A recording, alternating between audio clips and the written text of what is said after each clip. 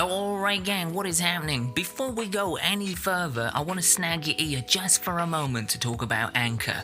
If you're thinking of starting a podcast of your very own, or perhaps you already have one, but you're looking for a new host, then I can't recommend Anchor highly enough, and that is for a number of reasons. Firstly, it is free. That's right.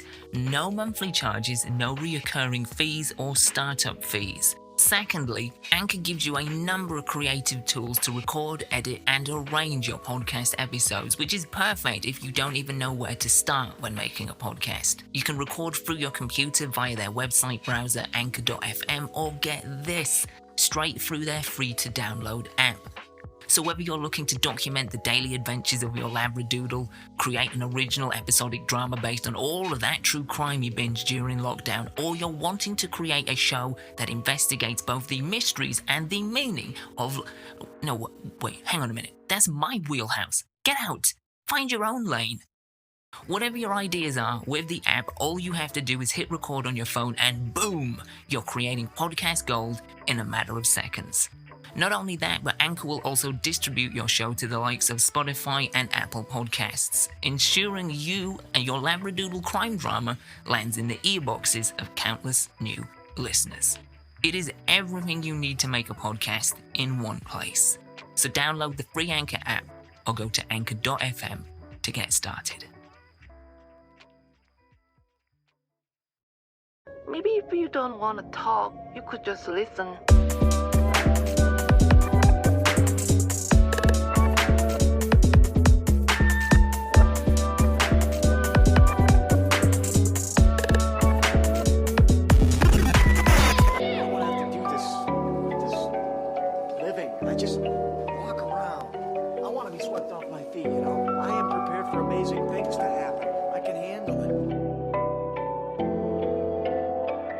Alright gang, what is happening? I am Mal Foster and you are listening to the 60th edition, the 60th episode of your third favourite above average, but some may say infinitely curious podcast Dined Out, a show dedicated to exploring the mysteries and the meaning of life. Although that's kind of futile because no one, especially me and this goofy podcast, will ever find that out. But hey, there's fun in the journey, right? It's not about the destination. Well, yeah, never mind the cliched bollocks. It's Dined Out. And as I said, it is the 60th edition of the podcast, which, 60 if you discount the bonus episodes we've done. All 2 of them, I think. Yeah, never mind. 60 episodes. And more to the point, it is the last episode of Season 3. That's right, it is the Season 3 finale. Season 3 has felt like a lot of things in this weird period of time that we find ourselves in. Time has become elasticated, and for me, Season 3 has gone so fast, yet at the same time, it feels like something I've been living with forever. So, yeah, kind of mixed feelings about the finale for this season. Before we go any further, I should say that this is the first time, weirdly enough, the last time I'm sitting down to record an episode for this season is the first time I've sat down to record an episode for this season in what has got to be months. So, yeah, it's a little bit weird being sat at the desk looking at the intro, which I had to remind myself what it was, because it has been so long. Yeah, it's a little bit like getting on an old rusty bicycle that, at one point you were very comfortable and familiar with. So, yeah, if it's shit, that's the reason why. It's because I've not done it for ages. Well, that, and because we're going to be trying something very different with this episode. For the Season 1 and Season 2 finale, we did a retrospective episode where I looked at, on one hand, the state of the world as it was, with all of this bullshit nightmarish chapter that we find ourselves living through, how we were doing collectively as a species, as humans. And I also, on the other side of that coin, looked at what we'd done in that particular season. Talking about some of the guests we'd had, some of the conversations we'd had, some of the topics I'd brought to the show, some of the highlights, basically, of the season that we were wrapping up. But for this season finale, I'm not going to do either of those things. First and foremost, I don't have the energy to talk about the state of the world and where we are collectively as a species. I just do not have that in me. Secondly, I honestly don't have it in me to kind of do a full recap and sort of retrospective of the season as a whole. And that's because this season's been one of a huge duality. It's been a real mixed bag for me, season 3. On one hand, I'm immensely proud of this season. I'm really pleased with how it came out. It is without question the most diverse, eclectic season that we've done of the show so far. In terms of guests, in terms of topics, it's really the most robust and dynamic season of Dimed Out to date. But at the same time, it is something that has really drained my internal battery. It is something that has really stressed me and really kind of pushed me to far off edges. And that is entirely my own doing. If I were to recommend or suggest one episode from this season, if you haven't listened to it, then it would be episode 9. That was the midpoint break, and it was also a major break in my psyche regards doing this podcast. Because from the beginning, since I first started doing Dimed Out, it has been a real passion project. It's been something that I've really genuinely loved doing, researching things I didn't know like a jot about, digging into some things I knew a little bit about, having really wonderful conversations with people I've known and loved for years, and reaching out to people I've never spoken to before to talk about a flood of amazing and interesting and dynamic things. But to make it as good as I could do, which is a part of my work ethic, there is a sense of perfectionism in my work ethic, to make it as good as I could, I threw myself into it perhaps too much. And if you listen to episode 9, you will see, or if you have listened to it, you will have heard how I basically was using the podcast as a form of escapism, of detachment, but not healthy escapism or detachment. It was essentially something for me to just really channel my time and energy into, to avoid talking to myself and even admitting to a number of things, the challenges I've faced since emigrating from the UK to the US, my constant ebb and flow and dips within my mental and emotional state, a lot of things. There was a lot of things I was just kind of suppressing, pushing down, or even running away from, and the best method of running away for a period of time was making this, and it kind of became all-consuming. To the point where I had, as I said, a breaking point. And episode 9 is that breaking point. If you are unfamiliar with episode 9, it's a conceptual episode where I am both the interviewer and the interviewee, and I'm talking to myself for the first time, really, about a lot of different things. You know, I'm actually admitting to things, confronting things, verbalizing, vocalizing, a lot of things I just didn't want to even admit or talk about or dive into detail. And yeah, that conversation that I had with myself, conversations I had with my wife, conversations I had with my mum, kind of flushed to the surface something that was really kind of apparent and obvious but hidden, and that was that I needed a break. I needed to get away and detach in a healthy way. More importantly, I needed to go back home to my home country, to my hometown, to essentially recharge the batteries in my soul, for lack of a better term. So by the time episode 9 dropped, by the time that conversation made its way into the public feed, I was on my way back to Britain for the first time in 2.5 years, for 6 weeks in the summer. And that's what this week's episode and this season finale is going to be about. It's going to be a retrospective look back at that time. And more importantly, what that time meant and did to and for me.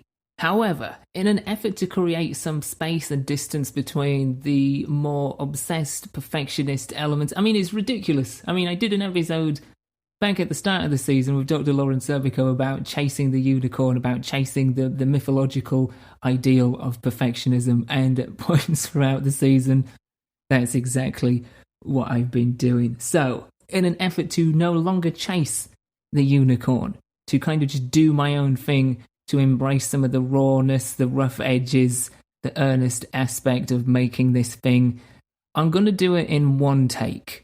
And I'm going to do it to a time limit. I'm going to set myself with my Pomodoro timer here, this little sort of plastic and metal green apple that I have and I use for writing. I'm going to set this thing to 30 minutes.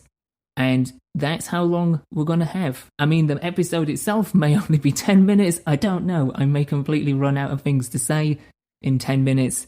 But whatever happens, we've got 30 minutes on the clock. If you're ready, then we'll start now. So I'm going to wind this up to 30 minutes. And then I'm going to place it in the kitchen. And then we can begin.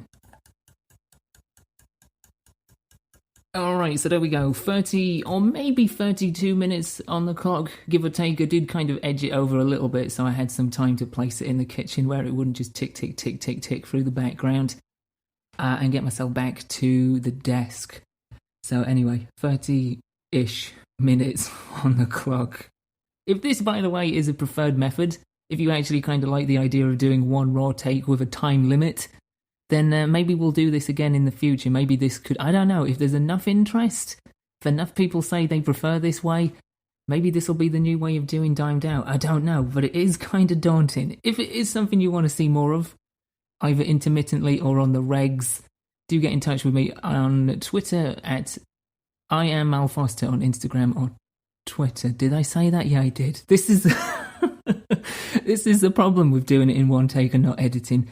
Is just shit like that, but then again, maybe people enjoy that. Who knows? Anyway, I am Mal Foster. That's how you can find me on Twitter and Instagram to let me know if this is something you want to hear more of, or if you just don't want to hear any more of the podcast, full stop. In fact, actually, no, if that's the case, don't tell me. Just stop listening and just ghost me. I'd rather you ghost me than tell me that harsh truth. Anyway, my trip back to Britain back in August was only really meant to be 4.5 weeks. It did end up being 6. We'll kind of get onto that, hopefully, if time permits. I'm going to try and go through this at a reasonable pace. I don't want to kind of speed read through my notes as if I'm doing the T's and C's for some sort of legal insurance company. But at the same time, you know, time is of the essence. So, yeah, it was meant to be 5 weeks, 4.5, 5 weeks. Ended up being 6. As I say, we'll get there. But to get there, we first need to get there. And I'm not going to go through every stage of my journey because that's just pointless, really. But for anybody that is interested in the sort of requirements, the protocols, as it were, you know, to get across from the US to the UK, I had to fill in a passenger locator form with the UK government, a bunch of essential information. I had to have a fit-to-fly test within 3 days before travelling.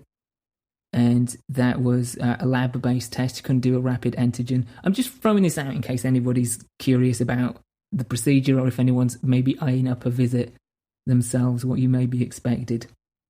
I also had to pre-book 2 tests, one for the 2nd and one for the 8th day of my time there, following my arrival. Pre-book those and purchase them and have proof of them. And the big thing really was the 10-day quarantine, which actually was kind of dismissed after about my 12th day. About 2 days out of my 10-day quarantine, they changed the rules. And were like, yeah, people coming in from the US don't have to do the 10-day quarantine anymore. At the time, the US was on the UK's amber list of countries for COVID. So it was a 10-day quarantine set rule. Which I had to adhere by and did so without a problem. We'll get into that in a minute. The flight itself was consistent of 3 separate flights. One was domestic, one was to Amsterdam, and then one from Amsterdam to Manchester. Again, just COVID rules and restrictions, really. Understandable, a little bit of a hassle. Took a little bit longer than usual, about 26 hours. Most of which was spent wearing my mask. I actually didn't have a problem with the mask thing at all. I mean, yeah, it's a little bit uncomfortable, with the exception of taking it off to eat and drink. You know, you do have it on pretty much the entire time, but you kind of just get used to it after a while. I was a little bit concerned about the possibility of running into, like, one of those mask idiots in the airport. You know, the screaming pillocks that we've seen on viral videos, you know, the real knobs just going off on one. Oh, I don't want to wear my mask, you can't make me. Kicking off with airplane staff and... airplane staff? Yeah, well, yeah, airplane staff and airport staff, I guess. But thankfully there was no mask drama And, everybody was kind of just like, well, this is what we have to do. This is the sort of trade-off to get to places we want to get to and to see people we want to see. Speaking of which, so 3 flights, roughly 26 hours, and I finally arrive in Manchester, having done all those sort of paperwork bits and pieces, gone through all those rules and regulations. Finally arrive in Manchester Airport, and I get to see my mum in person for the first time in 18 months. The first time I actually get to hug my mum in 18 months. The last time I saw her was in that very same airport as she was saying goodbye to me as I left for leave. No, that's wrong. No, that's really wrong. The last time I saw her, wow, I was going for some sort of dramatic heartstring pulling anecdote there and realised that's completely bullshit. That's not factually correct whatsoever. The last time I saw my mum was when she came over here for Christmas in 2020. See, this is the thing. It's the dates. It's remembering years. Time really has become this weird bastardsized elastic thing of no meaning, where it seems like eons since something happened, but yet it's not. Christmas time of 2020 when she came over here to see us for the holidays, and we just binge watched The Mandalorian, amongst other things, Yuletide festivities and what have you. But yeah, Christmas 2020 was the last time I saw my mum in person.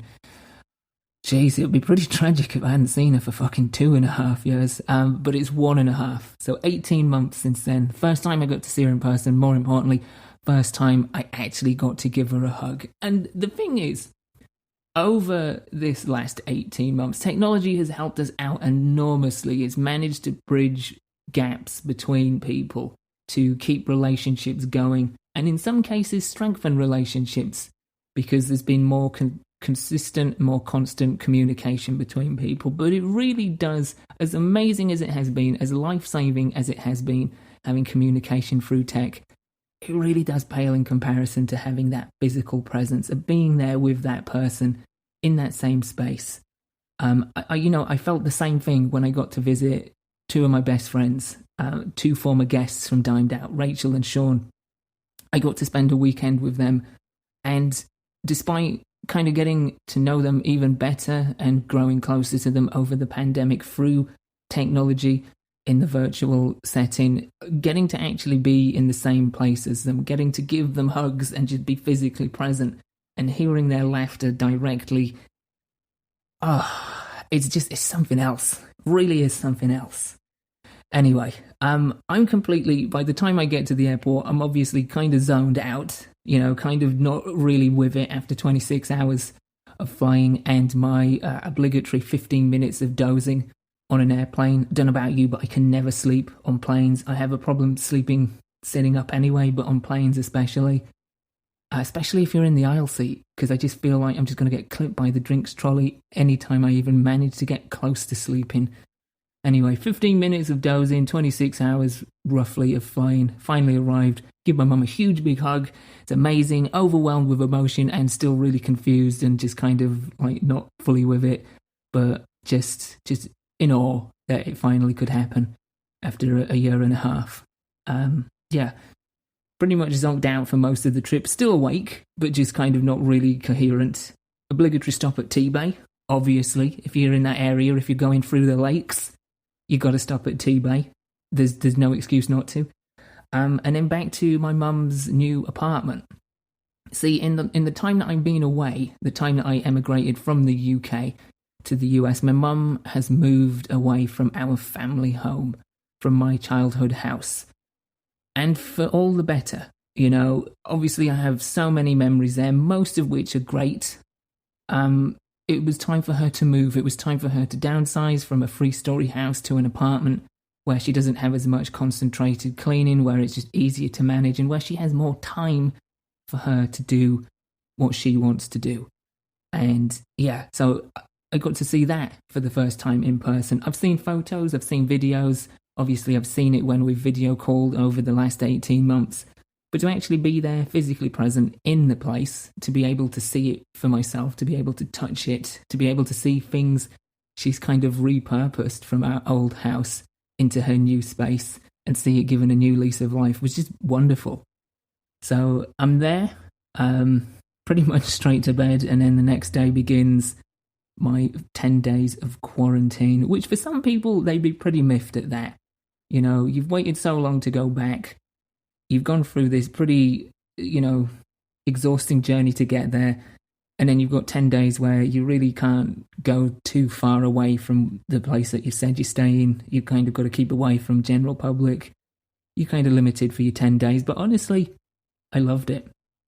It was 10 days of just relaxing, of just hanging around, talking with my mum, going for short walks around her apartment, lounging on the couch, multiple cups of tea and hobnobs, the odd episode of Classic Corrie, maybe the odd episode of Coach Trip, just general, just fluff TV that you can kind of just have on in the background or watch if you want and just do other things. And just basically, I loved having 10 days of no beating myself up for not having this done, for not thinking, oh God, I've got X, Y, and Z to get done by the end of Tuesday. I've got this to plan. I've got this to start. I've got these materials to source. None of that. You know, all the stress and the pressure and the expectations I put on myself during most of season 3, completely gone. And I just was kind of there, very present in the moment, enjoying doing nothing for those 10 days. It was wonderful. After the 10 days, I got to go exploring, and I got to go and see the new area in which my mum is living. More importantly, I got to see my mum's allotment.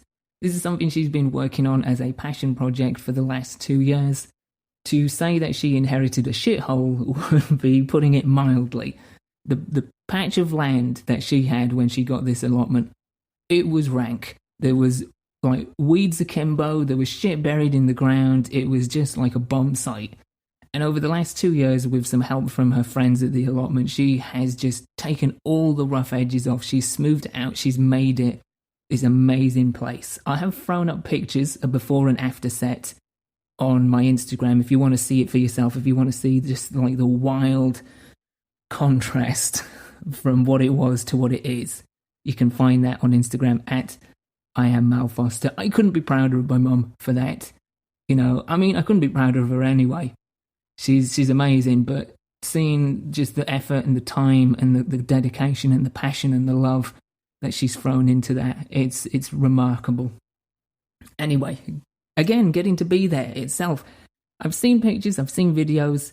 She's shown me it during video calls, but being there myself, physically present in the space, being able to touch the plants, being able to actually see her planters, being able to see the shed she's put together, the decking, all the different sections in this little space that she's got. Brilliant. Being able to sit on the little patio on the decking and have myself a Copperberg as the sun went down on day 11 or day 12, whenever it was. Just little moments like that, you know, just they resonate so deeply. I loved it and so proud of her. So went to see that, went to see some other new stuff. There's a whole bunch of nature reservations where my mum's at, where she lives now, the place that is in the area. You are really not that far away from the city centre, so if you want city centre stuff, you've got that reasonably close. If you want to just kind of escape in a healthy way, if you want to get lost away from main roads and traffic and city stuff and busy sections and industrial estates, you can kind of just dive into one of these nature reserves and just kind of get lost amongst like corridors of trees and lots of greenery. So yeah, a lot of rambling going on to begin with, and a lot of rambling going on throughout most of my 6 weeks. I will say this, I feel like I got the most out of being within the area of the Lake District when I was there. That was something that I purposely wanted to do because I don't have access to nature of that degree. There's some nice spaces where I'm at. There's a lovely lake and park area not too far from where we live, and there's some other places here and there, but there's nothing really on the same level as the environment and the scenery and the places that you get within the Lake District. So yeah, that was very much on my very loose agenda of going back was to sort of ramble amongst nature and be amongst some of those large, wide open spaces, and to visit places that, I've known and loved and been familiar with, but haven't had the chance to actually see, and more importantly, immerse myself in for some instances years and years. Places like Keswick, Lake Windermere, to a lesser effect, Torquay Tarn. One big place that was a huge, huge must visit for me is somewhere that really has a real portion of my heart, somewhere that is a real place of resonant emotion for me, and that is Kielder Forest. I don't know what it is about Kielder Forest. There is just, as I said before, a healthy disconnect. You kind of feel like you are able to escape from the everyday trappings, the everyday doings and stress of the modern world, and just kind of lose yourself in a separate world in Kielder Forest. It sounds really kind of airy-fairy or what have you, or woo-woo, or like really uber hippie Earthchild sort of rhetoric, I guess. But there's something in there. There's something in there that just kind of connects you to a greater sense of being and allows you to just sort of escape completely. Yeah, I adore Kielder. There's just something really magical about it. And just being out in nature, just being amongst such a great expanse, things that are so much bigger than you, that have been there for much longer than you, really kind of puts you as a person, as an entity on this planet in perspective. And now we really are getting into some Earthchild hippie stuff, but it's true. It really is, in terms of kind of giving yourself space and distance from the little things, that seem to stress you out and cause you problems, but really are kind of trivial in comparison to the much bigger picture. Yeah, it's just a real sort of great sense of separation, and yet at the same time a real source of connectivity, being out amongst places like that. If you have the ability to, then I highly recommend you visit all of these places I've mentioned, like Windermere, Keswick, Kielder. Get out there. Just get out there and soak it up and immerse yourself in it if you can. If you can't and you've never heard of these places, then yeah, the internet is your friend. Go and utilize it and see what I'm talking about.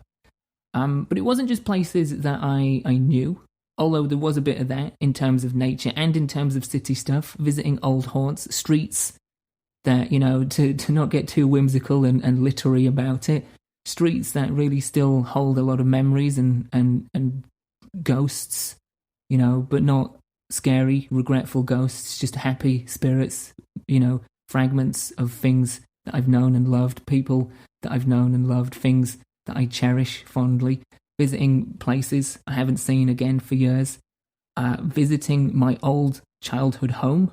I don't know why. Well, I do. At the time, I didn't know why I went back to my old street and my old house. But now looking back with hindsight, I think it's because I felt compelled to. It almost felt, again in hindsight, not at the time, but looking back, it almost feels, I should say, to get my tenses correct, like it was a sense of completion. Not quite going full circle, but kind of just, I don't know, maybe completion's not the right word. Just connectivity, maybe, to the familiar, to the things I know, to the places I've loved. Because that house, that street, it's got a lot of memories, the vast majority of which are wonderful. So maybe there's a sense of that. Maybe it's not completion, but connectivity instead. And I honestly, the more I think about it, the more that seems right. Because I feel like the whole, or at least one of the main reasons why I had to go back and visit was to connect again with places and with people. Speaking of which, I did mention earlier that I got to go and spend a weekend with Rachel and Sean, and that was brilliant. Absolutely brilliant. Again, to be in their presence, to be physically with them in the same space, wonderful. Makes a whole difference. Really does help recharge your soul's battery and really does help with that sense of connectivity. We had a great weekend. We all had a first viewing of The Boondock Saints with Willem Dafoe's just off-the-rails acting. I went running with Rachel, which is the first time I've ever gone running with somebody that wasn't myself. I've never done that before, and that was kind of a little bit daunting because it's, again, running solo is something I'm just so used to, but doing it with somebody you care about and someone you trust implicitly makes a huge world of difference. We went for drinks at a microbrewery. I can't remember its name, at the minute. If I do remember, I will give them a shout out because it was brilliant. I think I've used that word far too many times. We also went into the lakes ourselves. We went to, let me have a crack at this. Arafos? A lot of waterfalls, beautiful landscapes, just beautiful scenery. Again, just places to go and ramble and feel that sense of connectivity as only somewhere like the lakes can give you, essentially. For me, at least. And, I'm speaking from a sense of bias, obviously. That was new. That was a new place. I'd never actually been there before. So it was great to go and kind of expand my nature repertoire, as it were. All in all, the rambling outdoors, being in these great sort of expansive areas, it really gave me not just a deeper appreciation for the lakes, but for nature as a whole, and again, that sense of connectivity of the environment and space that really I needed. It wasn't a case that I wanted to go and see these places and I wanted to just ramble aimlessly through forests and nature and what have you. I feel like I needed that. In the same way that I guess subconsciously I needed to go back to Marjorie Street, the same way that I needed a hug from my mum for the first time in 18 years, the same way that I needed to spend time with friends, there are just things that you need that take precedent over the want. And for me, that was definitely one of them, was just being out there amongst that. Somewhere that I did go back to, that I haven't been to for quite some time, that really does have quite a bit of history for me, is a small seaside town called Allenby. And you've got to get ice cream if you go to Allenby. You just have to. It's the done thing. And I have a lot of good memories there. Memories of going there with my grandma and my mum as a kid. And Allenby as a town is really kind of lost in time, essentially. There's nothing really sort of cutting edge or contemporary about Allenby whatsoever. But that's its charm, the fact that it's really sort of steeped within a certain time period and hasn't really moved further forward. So I guess there's a sense of comfort in that, kind of being, again, in a healthy way, disconnected from the world that from the life that from the day in, day out stuff that you do, and just kind of find yourself falling into, in almost a mechanical fashion, being completely separated from that and kind of going back to a simpler time, a calmer time, a nicer time, a sort of more free time in a lot of ways, mixed with the wonderful memories I have, was amazing. And it really kind of took on a whole new meaning for me. I've always kind of liked beaches. This is going to sound like a real wild tangent to the side. I've always liked beaches, not for sort of sunbathing or lounging, but just there's something extremely, if you're on a quiet beach, that is, there's something extremely calming and serene about beaches, especially like going into the tide and watching it kind of come up to the shore, just paddling, putting your feet into the sand and just being there. Again, feeling connected and just feeling a sense of calm and healthy disconnect and separation. Yeah, there's something about water in general that just really appeals to me, but water on beaches in particular. In fact, it's not a beach, but it's a bridge. There's about the halfway point between where my mum is now and our old house, roughly about the halfway point. There is a bridge which goes over the River Eden, and you can just, at least I can, lose yourself just looking into the vanishing point of it, where the water kind of turns around a bend and keeps on flowing. You don't know where it's going, you don't know what's happening. You can't see its trajectory because it's going around a corner and it's out of your eyesight, but just the idea of water just constantly regenerating and moving and flowing, there's something to that. And I feel like I'm verging on philosophical territories here. So I'll kind of rein it back in a little bit because I've only got God knows how long left. Yeah. Where was I? Allenby and then water. Yeah. Wow, just the flow of time. I just really lost myself in a philosophical vacuum for a second. So yeah, in summary, really, like it was 6 weeks of recharging my soul's battery of just wonderful nature rambles, of time with loved ones, of brilliant, absolutely cracking alternative meat / vegetarian / vegan burgers and craft ale. Perhaps too much of both of those things. I don't know. Is that even a thing? Is it possible to have too much of those? I would suggest no, but others probably would, dietitians and the like. It's just 6 weeks of, as I said, recharging my soul's battery of connectivity, of being in places I know and love and that are familiar, and that just really kind of restore so much of me back into me. And the same with people, another fantastic friend of mine, someone who I see as almost an older brother, someone I used to work with. I got to see him. I got to go and see where he lives for the first time in our friendship, which is ridiculous. But it was beautiful, got to see where he lives, got to spend time with his family, just got to hang out, got to watch some football, listen to some records, and just, completely disconnect from any sense of agendas or impending tasks or just things hovering over either of us, and just enjoy each other's company. And that's what it's about. It's about connectivity. It really is, to kind of hark on this and go back to it. It is about connectivity to the things that you know, the things that you love, also to the things that you don't, kind of pushing yourself out of a comfort zone, doing a stupid podcast episode in one take set to a timer, or going somewhere you've never been before, or traveling somewhere you've never been before all by yourself. All of these things, they push us, and they give us a sense of a much fuller, more dynamic, enriched life. And this is a great example of it. The reason it was 6 weeks, I'll kind of touch on this before we wrap things up. Essentially, I'm not going to get too much into it because I don't want to mar these 6 weeks with just a tale of stress and anger. But essentially, I turned up to the airport to fly out on the day that I believed I was flying out on, catching the plane that I was believed to be catching. All of the things you normally do on a return part of a journey, only to find out that the flight wasn't actually on the board, that Virgin Atlantic weren't actually doing any partnered flights with Delta that day. In fact, Virgin weren't doing any flights that day. So, in essence, I arrive at the airport, see that my flight doesn't even exist. I mean, it's not even there.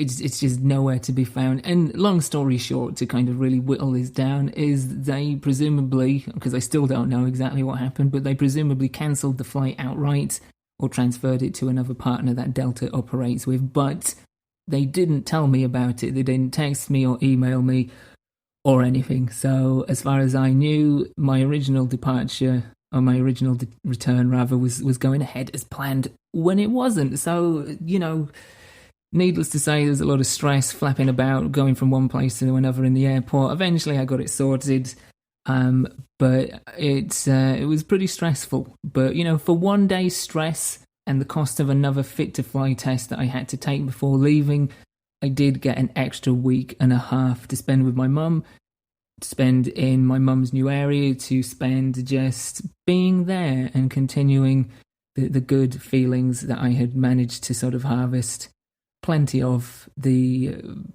weeks prior. Yeah, it will go down as a genuine, just affirming moment in my life, going back for the first time in 2.5 years. It really did the job. It connected me to a place I love, to people I love, and it kind of gave me enough space and separation from things that have been stressing me out, and a lot of those things, as mentioned at the top of the show, are self-imposed. So it kind of gave me a lot, and I don't know what else to say about it, really. Just absolutely loved it. So there you go. That is season 3. I do not know when season 4 is going to be coming back. I honestly don't. I'm, trying to kind of just be more in the moment. I'm trying to not throw myself too much into this. I still want this to be great. I still want this to work. I still want this to be appealing and entertaining and educating and fun for people. I still want to love doing it. And I think to do that, I need to ease off a little bit. So yeah, I don't know when season 4 is coming. The best way to kind of keep up to date with that is to follow me on Twitter or Instagram at I am Mal Foster, and you can kind of just, see what happens there. In the meantime, I am going to be trying something on the podcast feed for people with Spotify accounts. I'm going to have a crack at curating some music-based shows. that are going to be completely separate from this. But yeah, if you are subscribed to the podcast, you will see these land in your feed. You'll be able to hear them in full, the tracks that are going to be featured in full on Spotify with a premium account. If you have a free account, you can hear a 30-second preview, which, given what I'm about to play in these, may be the better option. I don't know. But yeah, I'm going to try my hand at sort of curating some music / DJing, I guess. So yeah, for those of you who do like the music content on the social media feeds, then yeah, that might be something you want to check out. If you haven't subscribed to the show, then obviously do so. We encourage that. And just follow us on social media. Check out the website, dimed-out.com. And you can get access to all of Season 3 and 2 and 1. And some other cool stuff as well is going to be coming down the pike at some point. Anyway, I think that's it. I think I've actually beaten the timer, which is surprising, to say the least. Anyway, that's it. That's it for Season 3. If you've joined us from the very beginning, if you've been with us from Episode 1 of Season 1, if you've just joined us last week on the back of the episode we did with the furries, which is definitely one you should check out if you haven't done so, wherever you've come into the show, from whatever point, as always, thank you for listening. And until next season, look after yourselves and each other.